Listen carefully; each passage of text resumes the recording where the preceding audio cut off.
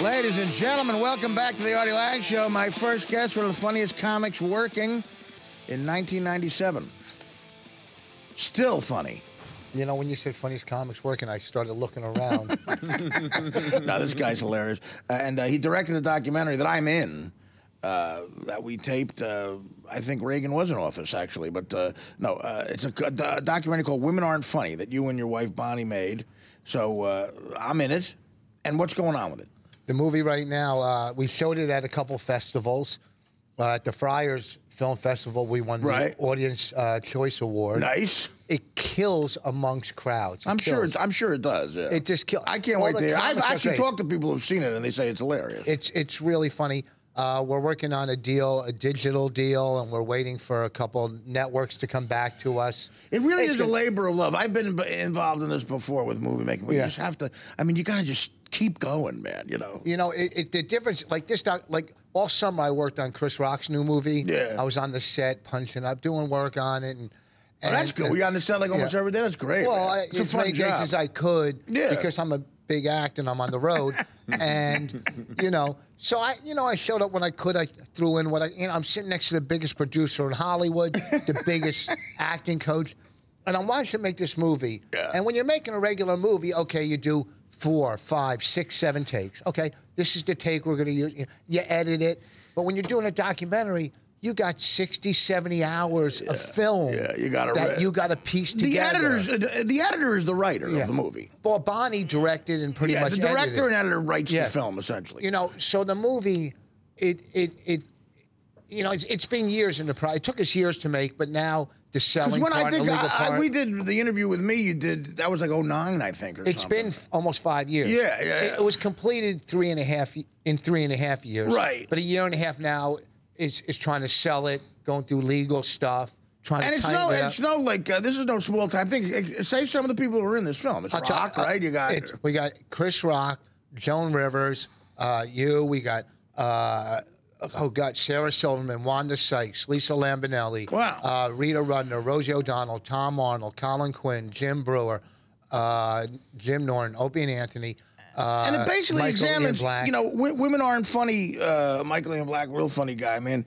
And Women Aren't Funny is the name of the movie, but, not to be misleading. Essentially, it's like that old argument that a lot of old timers have is like, are women as funny as men as far as comics are concerned? And, I mean, look, it's a whole different ball game. It's a different type of, Right. It's just, to me, there's certain women that can hang and certain dudes that can hang. If we're sitting you're around married the to table, a woman who's as funny as any guy I know. Yeah. And when she falls down the stairs, she gets up like a dude. Exactly.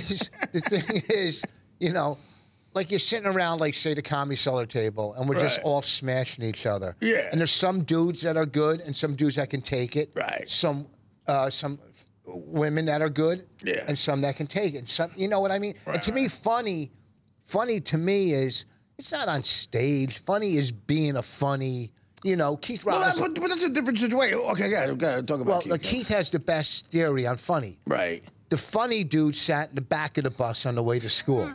That's where the funny was. Right. Up front was, the kids that are probably working at Apple and, and making money. They're making money, but they're not in touch with any artistic value. No, I understand what you're saying. But do you think, because there is, without naming any names unless you want to, but can you think of guys who are hilarious on stage, but you would rather just shoot yourself than hang out with them, like around the table? Oh, man. You don't have to name anybody, but are there people that come to mind for sure? Or do you think it has to translate? No, on some level, if a guy's that funny on stage, when you're hanging out with him off stage, at some point you have to realize, wow, this guy's funny anywhere. Or a girl. Well, if someone's funny on stage and not funny at the table, that's great, because then you could take advantage of his weakness, okay? Right. You could go in like a shark that smells blood. If that's your goal, to make them look bad at the table, but it's my goal to make anyone look bad. you gotta tear someone down to build yourself up. Especially Everybody knows that. In this business, of course. No, I mean, most dudes that we hang, when you're in comedy, as long as I'm doing it, you tend to gravitate to certain comics. Sure. And those comics are either better than you or at your level, because it makes you step it up. I've always liked hanging out with people funnier. Yeah, it makes you listen. I could sit with Colin all day long, right? And he's just so brilliant off the top of his head. Like the whole crew, Norton, Patrice, may rest in peace, was just was brilliant. As far as cutting somebody down too, Patrice. I mean, you had to step up your game when he was around. Keith, our crew, it just Nick. I mean, all of them. Yeah, just all just. Quick, boom, boom. Bonnie's and you gotta that. you got to make sure. And if you say something stupid, you got to own up to it. Like for years, I opened up for Norm Macdonald, and I was just like, a lot of people are like, does that bug you that when you go out on stage, people are yelling for him, or like when you're out, like he's I'm like, no, because it's like an education. It's like going to college or something to hang out with someone who's way funnier. You watch growing up, comics, and I'm not trying to preach, and comics don't know the comic history of like. You ask comics now, who's Steve Landesberg, who's Bob Newhart, right. Who's Mary Tyler Moore, who's, Red Fox, But I grew up as a kid around comedy. My parents were, wow, look how serious, what a jackass I am. God, am I such a you're trying to sell a movie. I'm trying to make a point. Here's the thing. I come from such a horrible childhood. That every day that's funny. I came home from school in first or second grade every day and listened to Von Meter's album. Okay, this is back, and he did the Kennedy, the First Family, and I would sit and listen to him and laugh, and I didn't realize later in life. Brilliant guy. That was just covering the pain of my horrible childhood. Now, you grew up in Plainfield, New Jersey? Yeah, I grew up in Plainfield. Enough said. My whole life. I'm from Union, so I know. Yeah. I'm from Union County, so I know Plainfield. What'd your old man do for a living? Other women. Good work if you can get her. One of the main reasons my father and mother got divorced. You don't. I'll tell you. My father worked in New York, and this is true. The commute home that took so long after work in New York. Yeah. He just said enough with this, and he would just end up finding reasons to stay in New York. And now you're staying in New York, and now, well, what am I going to do in New York? And then he starts banging. Get in trouble. Get in trouble. Yeah. But that drive home, Route 22 has ruined many marriages. Oh, yeah. Many cars, many marriages. There's no 78 back then. It was just 22. If you made it past the flagship, that was 400 different businesses. Okay? That's my hometown, Union. Okay. Yeah, sure. Yeah, and you got to Updikes, you were cool. But you just didn't want to drive. You got to Springfield, you were doing better. you were doing better. But no, you're right. It is true. And it seemed back then everything was looser. You're probably talking about the 70s, and it just to me an all-around better time.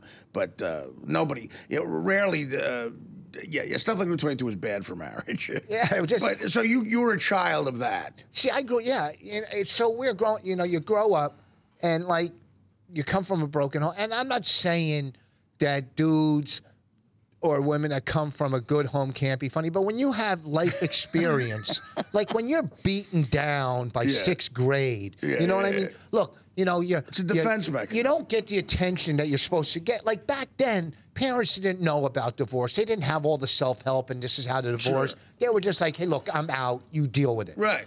Maybe I'll stop by. My father would stop by every couple of weeks and try to fit everything in on one. He'd come in. He'd hit me. I'd call my mom a bitch or something. He'd come in. He'd hit me, lecture me, right? Take me out to eat.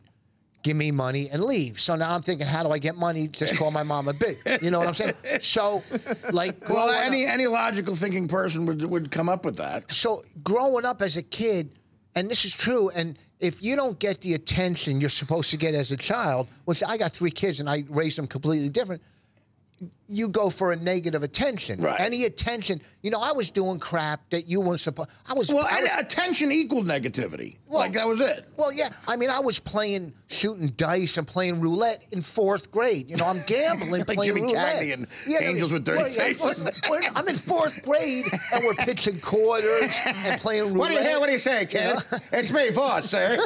I'm cutting Hebrew school. I was working the canteen at Hebrew school, and I'm pocketing money. I mean, I'm not pocketing money from a public school. This is from a religious school. You know, they got me working the candy. You can't have me working the candy.